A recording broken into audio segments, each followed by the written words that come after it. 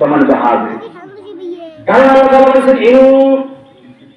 তাত্তাকুল্লাহ ইয়াজআল লাকুম ফুরকানা ওয়া ইউকাফির আনকুম সাইয়্যাতিকুম। বান্দা যখন আল্লাহকে ভয় করে তাকওয়া অর্জন করার জন্য মাহে রমজান মাসে রোজা রাখে, আল্লাহ তাআলা বলেন ইউকাফির আনকুম সাইয়্যাতিকুম, আমি বান্দার সমস্ত ইবাদত আমলগুলো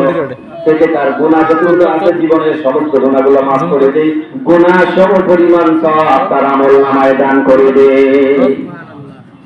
ইন তাত্তাকুল্লাহ ওয়ামান ইয়াত্তাকিল্লাহ ইয়াজআল লাহু মাখরাজা, যে ব্যক্তি আল্লাহকে ভয় করে রোজা আদায় করে, আল্লাহকে ভয় করার নীতি অবলম্বন করে, আল্লাহ বলেন তার অভাব দেই না, তার মধ্যে আমি জীবনের মধ্যে অশান্তি দেই না, তার পরিবারে অশান্তি নাই, কোন ক্ষেত্রে অশান্তি দেই না, আমি তাকে